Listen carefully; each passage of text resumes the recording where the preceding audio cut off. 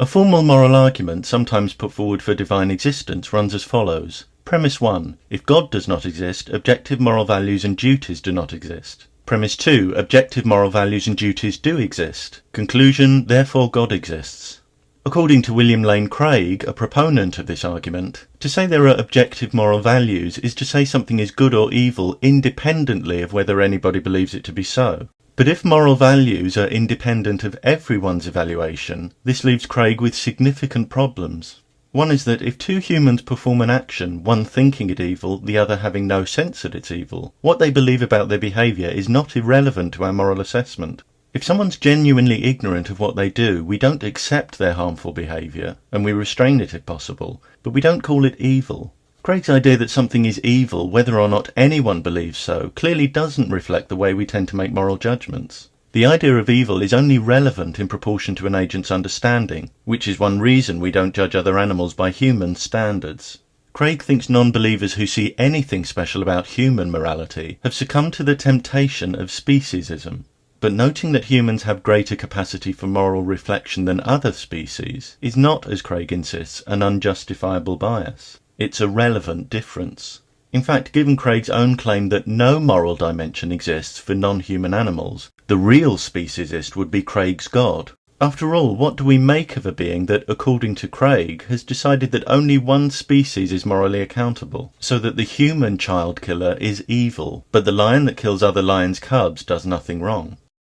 However, a more basic problem for Craig is that values are the result of the evaluation process. Moral values refer to what we judge morally valuable or important. So to say they apply independently of anyone's evaluation, that some things have unevaluated value, becomes unintelligible. It also lacks any practical application.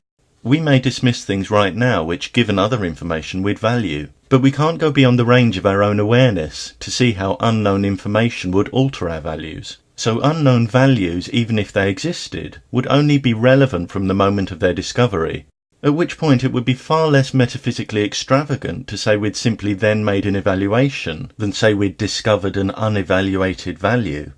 It's true that given more complete information, justifications for certain attitudes and behaviour will be exposed as false. It's true that there can be subjective facts. If you burn your finger, the pain you feel won't be merely a matter of opinion, even though it's subjective.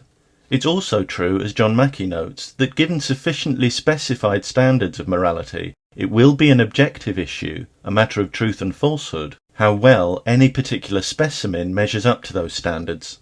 Of course, the choice of standards still won't be objective, but nor will it be completely arbitrary, because what we value isn't completely random, but highly influenced by the kind of creature we are. So we can agree with Craig when he says most people think there's an objective difference between torturing a child and caring for it, that these are not morally indifferent acts. However, just because we distinguish torture from caring and find one bad and the other good, that doesn't mean we have to agree with Craig that these behaviours are therefore good or evil independently of what anyone thinks. Some defend objective values by claiming moral value is a property we detect with a special faculty of moral perception. But notice this is no longer supporting divine existence, as the moral argument is claimed to, only proposing new phenomena in need of their own independent support, and each has problems. For example, how can it be shown that if someone says Q is morally good, they've detected a value of goodness that's part of Q itself, rather than simply made a subjective evaluation that it's good? We can't appeal to consensus. Agreement that Q is good still doesn't tell us that the goodness is part of Q, rather than something we're ascribing. And besides, this particular moral argument deems agreement irrelevant. Nor can we appeal to innate tendencies. Even if we can be shown to have an innate predisposition to find Q good, that wouldn't show Q has objective goodness. It would only indicate we're innately predisposed to value Q subjectively. We may value life, but sliding from I value life to life has objective value makes the same mistake as sliding from I find slugs revolting to slugs are intrinsically revolting. It's falsely projecting our own attitude onto the object of our attitude. As Mackey notes, our wants and demands give rise to the notion of objective values by reversing the direction of dependence, so that instead of seeing our evaluation of a thing's goodness depend on our desire for a thing is seen to depend on the thing's goodness. Saying intuition lets us know what's morally good or bad also needs to be challenged. The weaker claim that moral intuition is a kind of instinctive judgment can be granted. It's true that instinctive feelings can lead us to judge actions immoral without conscious reasoning. Empathy, for example, leads us quickly to apprehend the distress of a child being attacked, and a moral judgment may arrive in our awareness almost instantly. Our brains process information rapidly, and it's easy to see how having protective instincts came to give us an advantage while trying to survive together on a hostile planet. But having useful, advantageous instincts isn't evidence that we're accessing objective moral knowledge. We do well to treat our intuitions with more caution. They frequently mislead us. Contrary to appearances, these squares aren't moving, which you can test by pausing the video, but we seem hardwired to make a false interpretation. Much of what we discover about ourselves and the world is counterintuitive. For example, we tend to care and donate more when charities show us cases of single rather than mass suffering. In a fascinating article looking at this identifiable victim effect, Paul Slovich notes how we're generally less affected as the number of victims presented to us increases, and discusses the unsettling implications this has for our moral tendencies. Sometimes what one intuits to be self-evidently morally bad, another intuits to be self-evidently morally neutral. If they each appeal to intuition, this only tells us that they each know they're right. To make a valid case, they need to do more. The subjective experience of believing a thing to be so obvious as to require no explanation is not self-guaranteeing, and this is especially true with morality, where people are prone to mistaking feelings for moral knowledge. While intuition might be a source of useful questions, our brains are too error-prone to regard it as a reliable source of objective answers. Moving to moral duties. When Craig says to say we have objective moral duties is to say we have certain moral obligations regardless of whether we think we do, this is a concept with similar empirical and conceptual problems. If absolutely no one is aware of a duty to do X, the idea of having such a duty gets no purchase.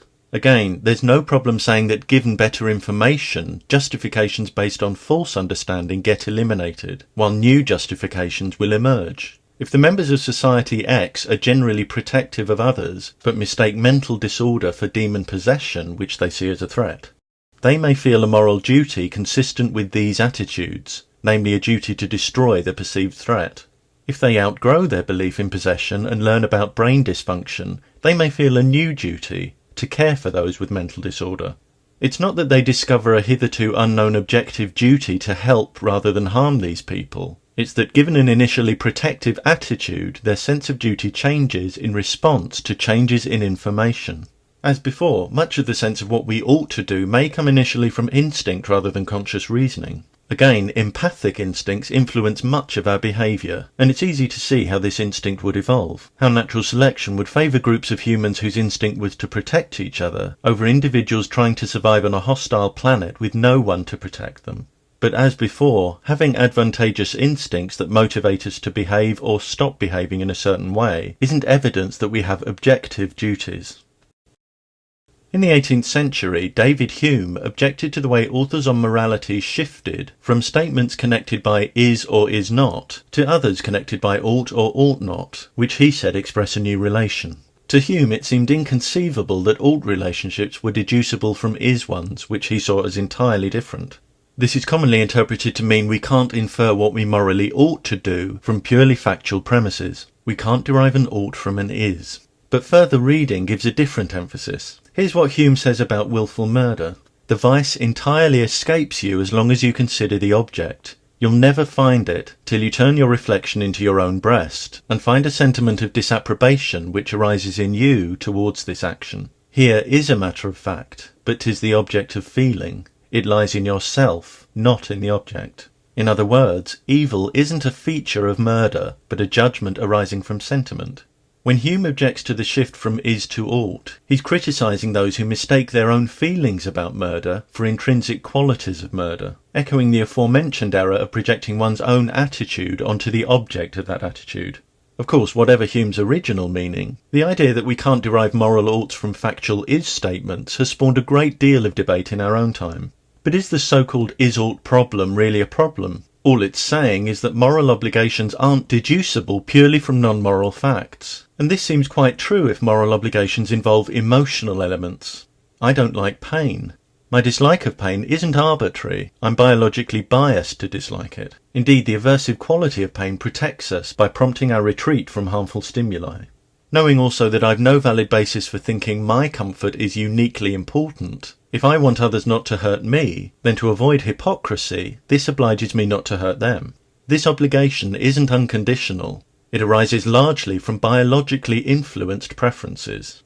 Some say preference has no role in our morality. After all, rapists like raping, but we don't say they ought to rape. But of course that's misleading. Morality has never meant doing whatever you prefer, no matter who it hurts. Part of morality's essence is considering our impact on others, and asking why rapists shouldn't do what they prefer completely ignores the preference of the victim. No one's saying all preferences are morally relevant, but some are. We have numerous moral prohibitions about inflicting pain. That our dislike of pain is a preference doesn't diminish its relevance. When we dissect any moral obligation, we always find some element of preference, even if it's a preference largely determined by biology. As Mackey notes, for any argument that supports an evaluative conclusion, where this conclusion has some action guiding force that's not contingent upon desires or purposes or chosen ends, somewhere in the input to this argument there will be something which cannot be objectively validated, some premise which is not capable of being simply true, or some form of argument which is not valid as a matter of general logic, whose authority or cogency is not objective. Craig claims that if God does not exist, there's no ground for objective moral duties because there's no moral lawgiver, the implication being that a lawgiver could provide that ground. But this is false. Lawgivers are still subjective beings, and their presence doesn't guarantee objectivity. Even if a divine lawgiver required certain duties of us, all that would be necessarily true is that it required duties of us. It wouldn't follow that the duties were therefore objectively good or grounded. Craig thinks he can achieve objective grounding by making use of Anselm of Canterbury's notion of a greatest conceivable being. According to Anselm's ontological argument, one can understand what's meant by a greatest conceivable being, so such a being can exist at least in thought. But if it exists only in thought, one can think of a greater being, existing in thought and reality. Therefore, Anselm insists, if one claims to be able to conceive of a greatest being, without ascribing to it real existence, one is contradicting oneself. He later inflates this being to one not only that exists, but whose non-existence is inconceivable. Of the well-known flaws in this argument, perhaps the most basic, is that even if person A has in her mind a concept of a greatest conceivable being, no logic requires her concept to correspond with reality. As Kant points out, whatever and however much our concept of an object may contain, we must go outside the concept if we're to attribute the object with existence.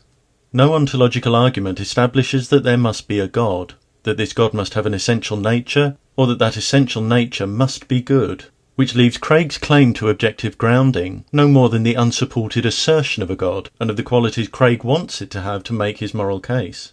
We value generosity, compassion and fairness because we experience and appreciate their positive effects. When they're proclaimed as divine qualities, this isn't because anyone's observed such qualities in a God. No God has yet been established to exist, let alone one whose nature we can study. All that's happening is that qualities we've already judged independently to have value are being ascribed to an entity declared to exist and to be good by definition.